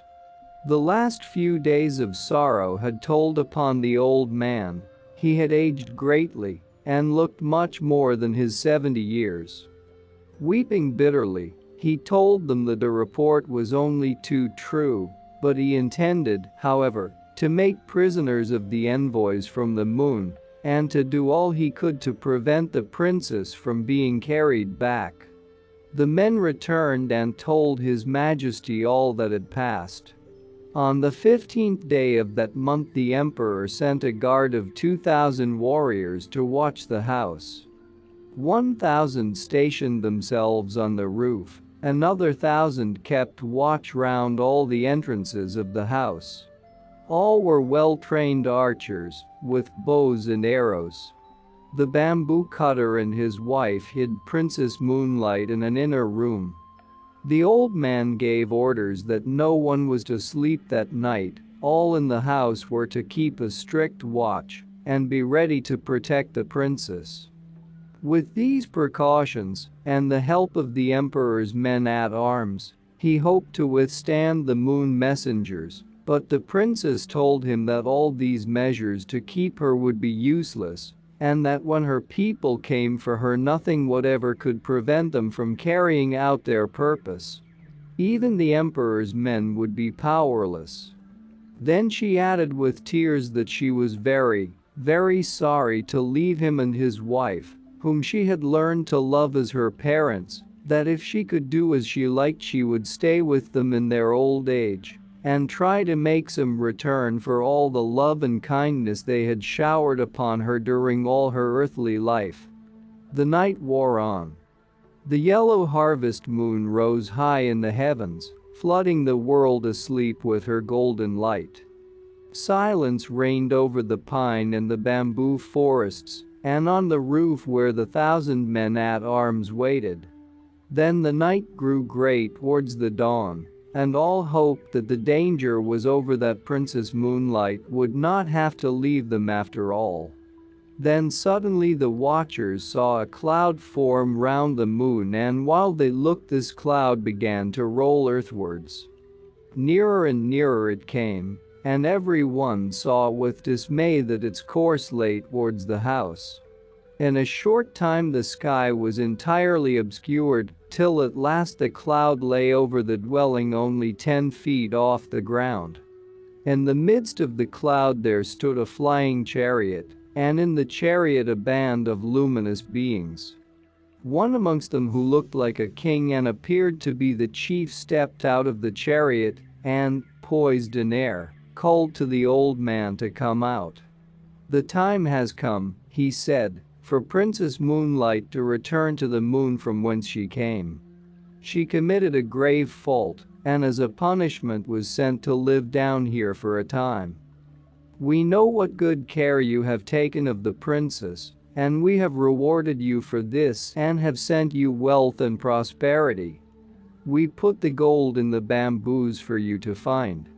I have brought up this princess for 20 years, and never once has she done a wrong thing. Therefore the lady you are seeking cannot be this one," said the old man. "I pray you to look elsewhere." Then the messenger called aloud, saying, Princess Moonlight, come out from this lowly dwelling. Rest not here another moment." At these words the screens of the princess's room slid open of their own accord, revealing the princess shining in her own radiance, bright and wonderful and full of beauty. The messenger led her forth and placed her in the chariot. She looked back and saw with pity the deep sorrow of the old man. She spoke to him many comforting words and told him that it was not her will to leave him and that he must always think of her when looking at the moon. The bamboo cutter implored to be allowed to accompany her, but this was not allowed. The princess took off her embroidered outer garment and gave it to him as a keepsake. One of the moon beings in the chariot held a wonderful coat of wings, another had a phial full of the elixir of life, which was given the princess to drink. She swallowed a little and was about to give the rest to the old man, but she was prevented from doing so. The robe of wings was about to be put upon her shoulders, but she said, "Wait a little. I must not forget my good friend the emperor. I must write him once more to say goodbye while still in this human form." In spite of the impatience of the messengers and charioteers, she kept them waiting while she wrote. She placed the phial of the elixir of life with the letter, and, giving them to the old man, she asked him to deliver them to the emperor. Then the chariot began to roll heavenwards towards the moon, and as they all gazed with tearful eyes at the receding princess, the dawn broke, and in the rosy light of day the moon chariot and all in it were lost amongst the fleecy clouds that were now wafted across the sky on the wings of the morning wind. Princess Moonlight's letter was carried to the palace. His Majesty was afraid to touch the elixir of life, so he sent it with the letter to the top of the most sacred mountain in the land, Mount Fuji, and there the royal emissaries burnt it on the summit at sunrise. So to this day people say there is smoke to be seen rising from the top of Mount Fuji to the clouds. The Mirror of Matsuyama. A story of old Japan. Long years ago in old Japan there lived in the province of Ichigo, a very remote part of Japan even in these days, a man and his wife. When this story begins, they had been married for some years and were blessed with one little daughter. She was the joy and pride of both their lives, and in her they stored an endless source of happiness for their old age. What golden letter days in their memory were these that had marked her growing up from babyhood, the visit to the temple when she was just 30 days old, her proud mother carrying her, robed in ceremonial kimono, to be put under the patronage of the family's household god, then her first dolls festival, when her parents gave her a set of dolls and their miniature belongings, to be added to as year succeeded year, and perhaps the most important occasion of all, on her third birthday, when her first obi, broad brocade sash, of scarlet and gold was tied round her small waist, a sign that she had crossed the threshold of girlhood and left infancy behind. Now that she was 7 years of age, and had learned to talk and to wait upon her parents in those several little ways so dear to the hearts of fond parents, their cup of happiness seemed full. There could not be found in the whole of the island empire a happier little family. One day there was much excitement in the home, for the father had been suddenly summoned to the capital on business. In these days of railways and jinrikshas and other rapid modes of traveling, it is difficult to realize what such a journey as that from Matsuyama to Kyoto meant. The roads were rough and bad, and ordinary people had to walk every step of the way, whether the distance were 100 or several hundred miles. Indeed, In those days it was as great an undertaking to go up to the capital as it is for a Japanese to make a voyage to Europe now.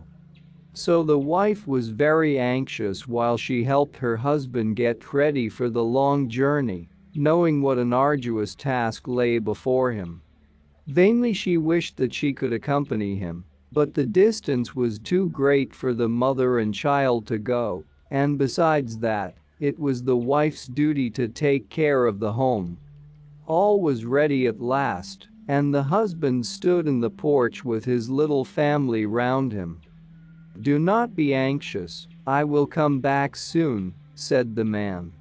"While I am away, take care of everything, and especially of our little daughter.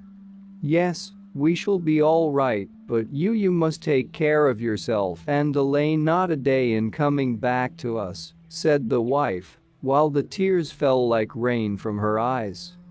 The little girl was the only one to smile, for she was ignorant of the sorrow of parting and did not know that going to the capital was at all different from walking to the next village, which her father did very often. She ran to his side and caught hold of his long sleeve to keep him a moment.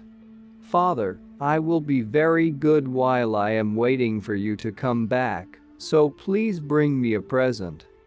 As the father turned to take a last look at his weeping wife and smiling, eager child, he felt as if someone were pulling him back by the hair, so hard was it for him to leave them behind, for they had never been separated before. But he knew that he must go, for the call was imperative. With a great effort he ceased to think, and resolutely turning away he went quickly down the little garden and out through the gate. His wife, catching up the child in her arms, ran as far as the gate and watched him as he went down the road between the pines till he was lost in the haze of the distance, and all she could see was his quaint peaked hat, and at last that vanished too. "Now father has gone, you and I must take care of everything till he comes back," said the mother, as she made her way back to the house. "Yes, I will be very good," said the child, nodding her head, "and when father comes home, please tell him how good I have been, and then perhaps he will give me a present. Father is sure to bring you something that you want very much. I know, for I asked him to bring you a doll. You must think of father every day and pray for a safe journey till he comes back." "Oh, yes, when he comes home again how happy I shall be," said the child, clapping her hands and her face growing bright with joy at the glad thought. It seemed to the mother as she looked at the child's face that her love for her grew deeper and deeper. Then she set to work to make the winter clothes for the three of them. She set up her simple wooden spinning wheel and spun the thread before she began to weave the stuffs. In the intervals of her work she directed the little girl's games and taught her to read the old stories of her country. Thus did the wife find consolation in work during the lonely days of her husband's absence. While the time was thus slipping quickly by in the quiet home, the husband finished his business and returned. It would have been difficult for anyone who did not know the man well to recognize him. He had traveled day after day, exposed to all weathers, for about a month altogether, and was sunburned to bronze, but his fond wife and child knew him at a glance and flew to meet him from either side, each catching hold of one of his sleeves in their eager greeting. Both the man and his wife rejoiced to find each other well. It seemed a very long time to all till the mother and child helping his straw sandals were untied, his large umbrella hat taken off, and he was again in their midst in the old familiar sitting room that had been so empty while he was away. As soon as they had sat down on the white mats, the father opened a bamboo basket that he had brought in with him and took out a beautiful doll and a lacquer box full of cakes. "Here," he said to the little girl, "is a present for you. It is a prize for taking care of mother and the house so well while I was away." "Thank you," said the child, as she bowed her head to the ground and then put out her hand just like a little maple leaf, with its eager widespread fingers to take the doll and the box, both of which, coming from the capital, were prettier than anything she had ever seen. No words can tell how delighted the little girl was. Her face seemed as if it would melt with joy, and she had no eyes and no thought for anything else. Again the husband dived into the basket and brought out this time a square wooden box, carefully tied up with red and white string, and handing it to his wife, said, "And this is for you." The wife took the box and opening it carefully took out a metal disc with a handle attached. One side was bright and shining like a crystal, and the other was covered with raised figures of pine trees and storks, which had been carved out of its smooth surface in lifelike reality.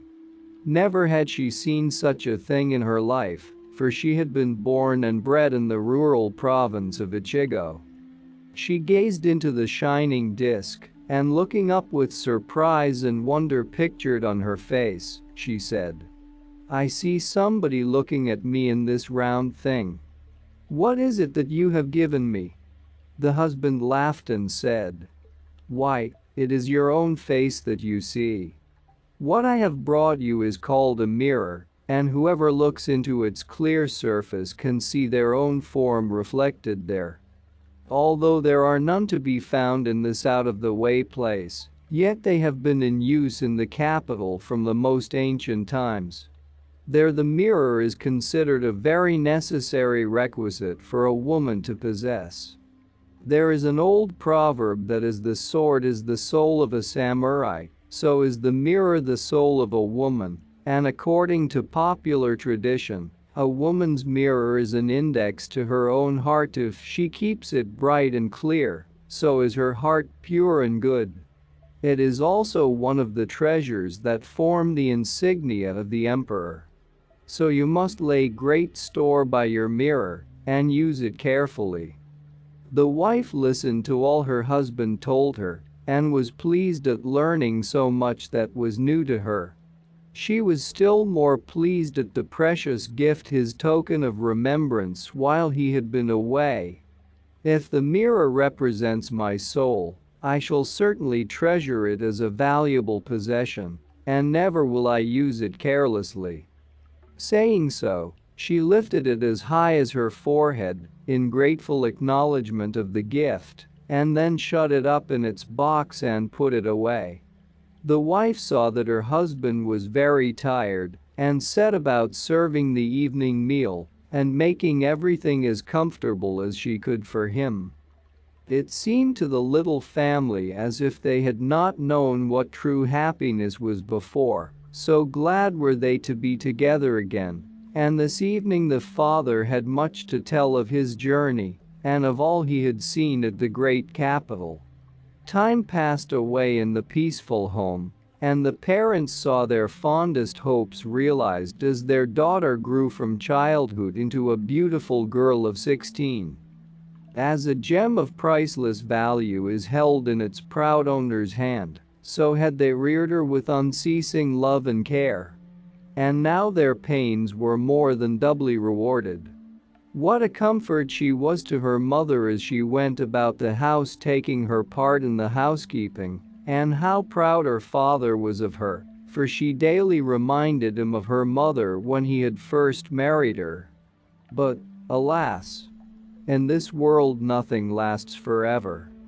Even the moon is not always perfect in shape, but loses its roundness with time, and flowers bloom and then fade. So at last the happiness of this family was broken up by a great sorrow. The good and gentle wife and mother was one day taken ill. In the first days of her illness the father and daughter thought that it was only a cold and were not particularly anxious. But the days went by and still the mother did not get better, she only grew worse, and the doctor was puzzled, for in spite of all he did the poor woman grew weaker day by day. The father and daughter were stricken with grief, and day or night the girl never left her mother's side. But in spite of all their efforts the woman's life was not to be saved. One day as the girl sat near her mother's bed, trying to hide with a cheery smile the gnawing trouble at her heart, the mother roused herself and taking her daughter's hand, gazed earnestly and lovingly into her eyes. Her breath was labored and she spoke with difficulty. "My daughter, I am sure that nothing can save me now. When I am dead, promise me to take care of your dear father and to try to be a good and dutiful woman." "Oh, mother," said the girl as the tears rushed to her eyes, "you must not say such things. All you have to do is to make haste and get well. That will bring the greatest happiness to father and myself. Yes, I know, and it is a comfort to me in my last days to know how greatly you long for me to get better, but it is not to be. Do not look so sorrowful, for it was so ordained in my previous state of existence that I should die in this life just at this time.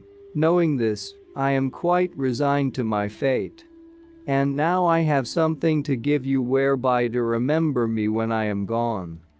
Putting her hand out, she took from the side of the pillow a square wooden box tied up with a silken cord and tassels. Undoing this very carefully, she took out of the box the mirror that her husband had given her years ago. "When you were still a little child, your father went up to the capital and brought me back as a present this treasure. It is called a mirror. This I give you before I die. If, after I have ceased to be in this life, you are lonely and long to see me sometimes, then take out this mirror, and in the clear and shining surface you will always see me. So will you be able to meet with me often and tell me all your heart, and though I shall not be able to speak, I shall understand and sympathize with you, whatever may happen to you in the future." With these words the dying woman handed the mirror to her daughter. The mind of the good mother seemed to be now at rest, and sinking back without another word her spirit passed quietly away that day.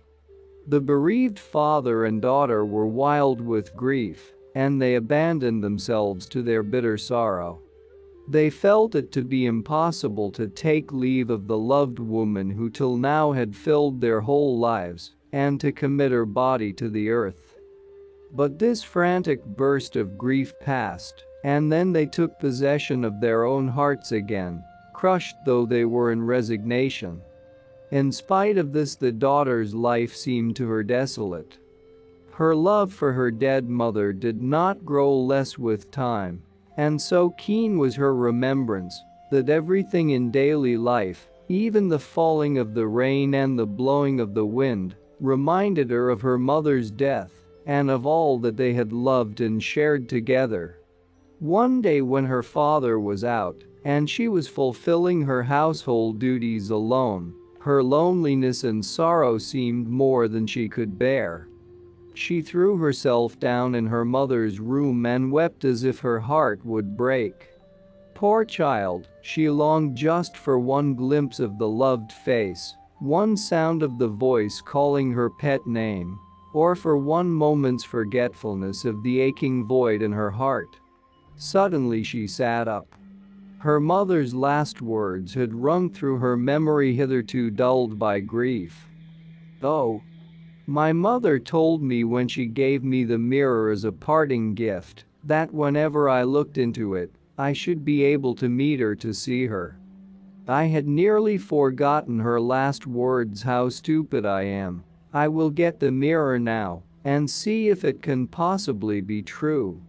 She dried her eyes quickly and going to the cupboard took out the box that contained the mirror, her heart beating with expectation as she lifted the mirror out and gazed into its smooth face. Behold, her mother's words were true. In the round mirror before her she saw her mother's face, but, oh, the joyful surprise. It was not her mother, thin and wasted by illness, but the young and beautiful woman as she remembered her far back in the days of her own earliest childhood. It seemed to the girl that the face in the mirror must soon speak, almost that she heard the voice of her mother, telling her again to grow up a good woman and a dutiful daughter. So earnestly did the eyes in the mirror look back into her own. It is certainly my mother's soul that I see. She knows how miserable I am without her, and she has come to comfort me. Whenever I long to see her she will meet me here. How grateful I ought to be. And from this time the weight of sorrow was greatly lightened for her young heart. Every morning, to gather strength for the day's duties before her, and every evening, for consolation before she lay down to rest, did the young girl take out the mirror and gaze at the reflection which in the simplicity of her innocent heart, she believed to be her mother's soul. Daily she grew in the likeness of her dead mother's character, and was gentle and kind to all, and a dutiful daughter to her father. A year spent in mourning had thus passed away in the little household, when, by the advice of his relations, the man married again, and the daughter now found herself under the authority of a stepmother. It was a trying position, but her days spent in the recollection of her own beloved mother, and of trying to be what that mother would wish her to be, had made the young girl docile and patient, and she now determined to be filial and dutiful to her father's wife, in all respects. Everything went on apparently smoothly in the family for some time under the new regime. There were no winds or waves of discord to ruffle the surface of everyday life, and the father was content. But it is a woman's danger to be petty and mean, and stepmothers are proverbial all the world over, and this one's heart was not as her first smiles were. As the days and weeks grew into months, the stepmother began to treat the motherless girl unkindly, and to try and come between the father and child. Sometimes she went to her husband and complained of her stepdaughter's behavior, but the father, knowing that this was to be expected, took no notice of her ill-natured complaints. Instead of lessening his affection for his daughter, as the woman desired, her grumblings only made him think of her the more. The woman soon saw that he began to show more concern for his lonely child than before. This did not please her at all, and she began to turn over in her mind how she could, by some means or other, drive her stepchild out of the house. So crooked did the woman's heart become. She watched the girl carefully, and one day, peeping into her room in the early morning, she thought she discovered a grave enough sin of which to accuse the child to her father. The woman herself was a little frightened too at what she had seen. So she went at once to her husband, and wiping away some false tears she said in a sad voice, "Please give me permission to leave you today." The man was completely taken by surprise at the suddenness of her request, and wondered whatever was the matter. "Do you find it so disagreeable," he asked, "in my house, that you can stay no longer?" "No. No.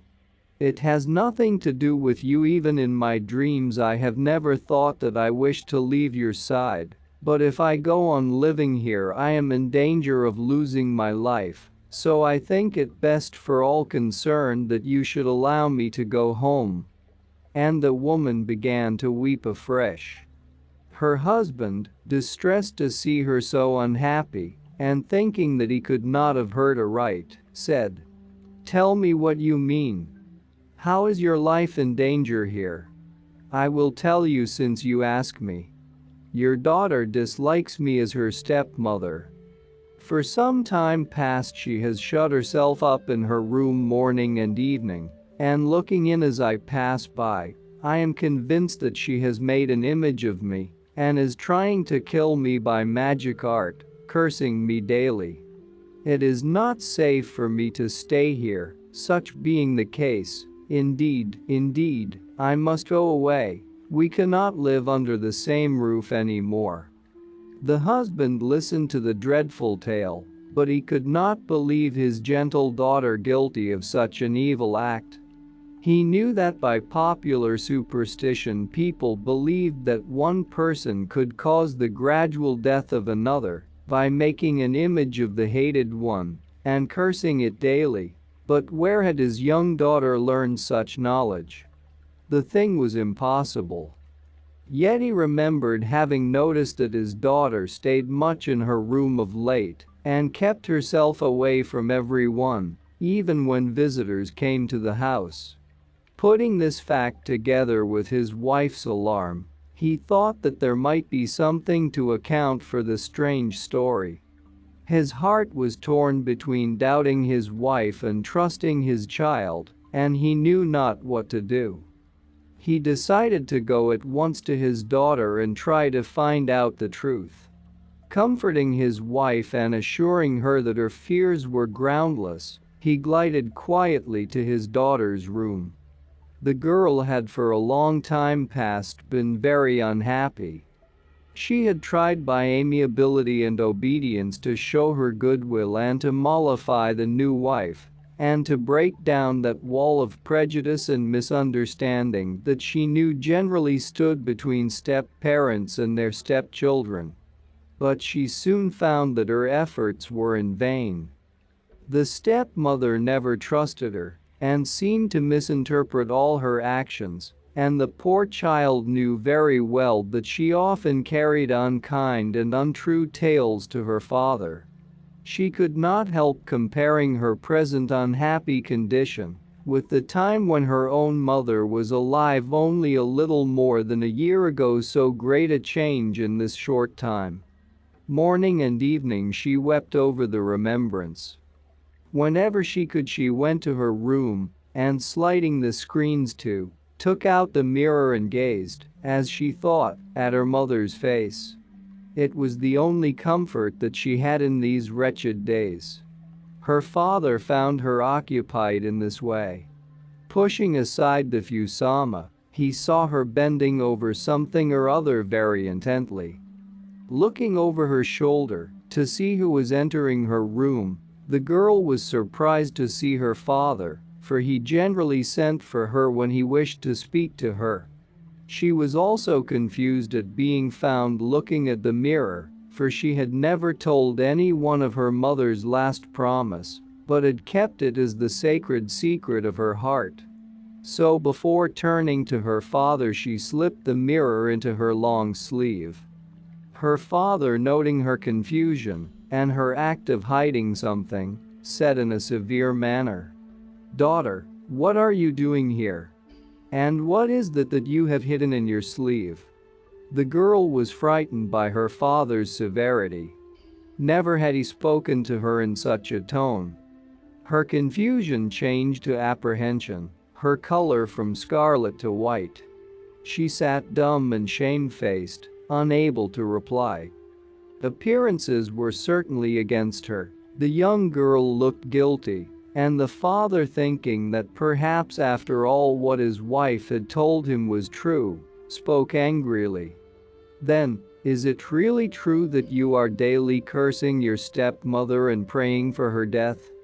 Have you forgotten what I told you? That although she is your stepmother you must be obedient and loyal to her? What evil spirit has taken possession of your heart that you should be so wicked? You have certainly changed, my daughter. What has made you so disobedient and unfaithful?" And the father's eyes filled with sudden tears to think that he should have to upbraid his daughter in this way. She on her part did not know what he meant, for she had never heard of the superstition that by praying over an image, it is possible to cause the death of a hated person. But she saw that she must speak and clear herself somehow. She loved her father dearly and could not bear the idea of his anger. She put out her hand on his knee deprecatingly.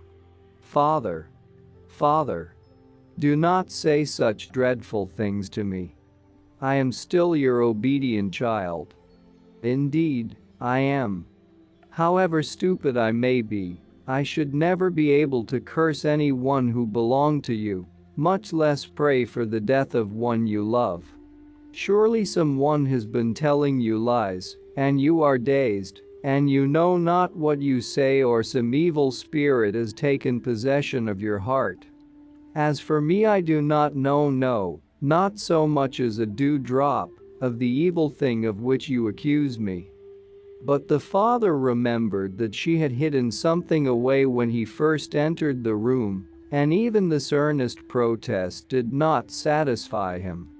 He wished to clear up his doubts once for all. "Then why are you always alone in your room these days?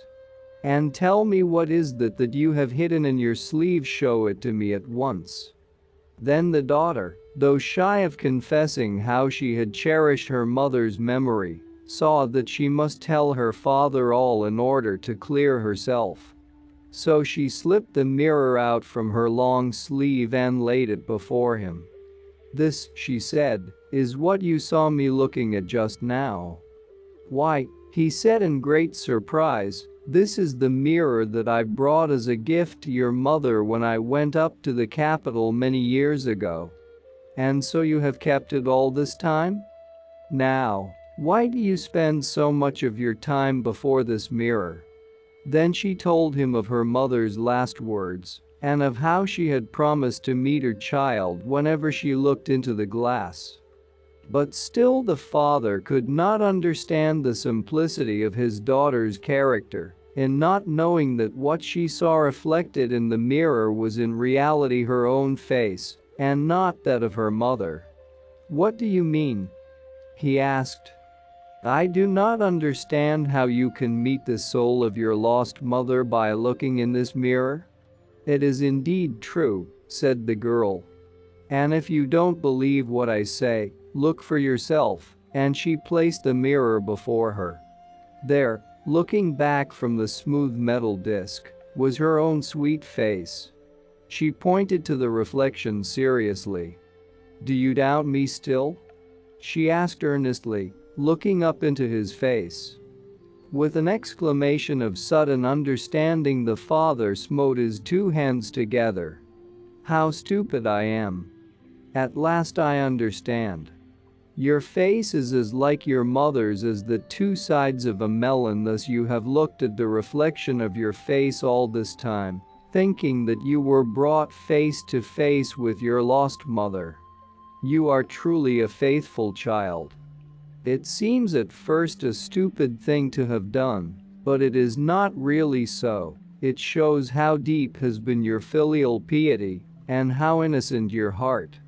Living in constant remembrance of your lost mother has helped you to grow like her in character. How clever it was of her to tell you to do this. I admire and respect you, my daughter, and I am ashamed to think that for one instant I believed your suspicious stepmother's story and suspected you of evil, and came with the intention of scolding you severely, while all this time you have been so true and good.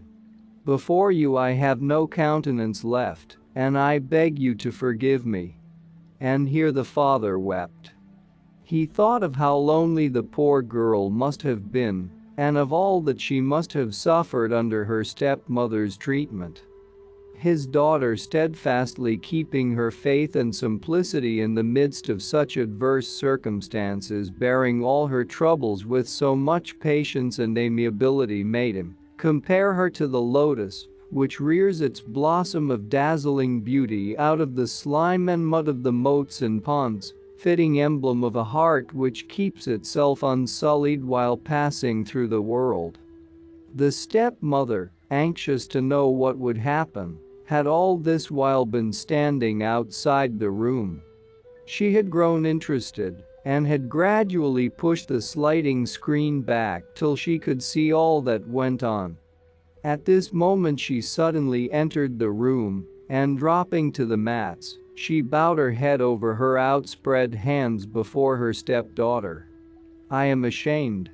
I am ashamed," she exclaimed in broken tones. "I did not know what a filial child you were. Through no fault of yours, but with a stepmother's jealous heart, I have disliked you all the time. Hating you so much myself, it was but natural that I should think you reciprocated the feeling, and thus when I saw you retire so often to your room I followed you, and when I saw you gaze daily into the mirror for long intervals, I concluded that you had found out how I disliked you, and that you were out of revenge, trying to take my life by magic art. As long as I live I shall never forget the wrong I have done you in so misjudging you, and in causing your father to suspect you. From this day I throw away my old and wicked heart, and in its place I put a new one, clean and full of repentance. I shall think of you as a child that I have borne myself. I shall love and cherish you with all my heart, and thus try to make up for all the unhappiness I have caused you. Therefore, please throw into the water all that has gone before, and give me, I beg of you, some of the filial love that you have hitherto given to your own lost mother." Thus did the unkind stepmother humble herself and ask forgiveness of the girl she had so wronged. Such was the sweetness of the girl's disposition that she willingly forgave her stepmother and never bore a moment's resentment or malice towards her afterwards. The father saw by his wife's face that she was truly sorry for the past, and was greatly relieved to see the terrible misunderstanding wiped out of remembrance by both the wrongdoer and the wronged. From this time on, the three lived together as happily as fish in water. No such trouble ever darkened the home again, and the young girl gradually forgot that year of unhappiness in the tender love and care that her stepmother now bestowed on her. Her patience and goodness were rewarded at last. And that's not all. Our experts and regular viewers respond to all comments. Also check if you forgot to subscribe and set your bell to receive notifications about new audiobooks and other useful self-development materials that we release regularly. Join in the discussions, don't forget to give likes and, if possible and inspired, support the development of the channel financially. All useful links will be in the description and the first attached comment. Goodness, love and wisdom to all. And now move on to watch the next part of the video at the links below, or choose something from the playlists of the channel and those you see on the screen.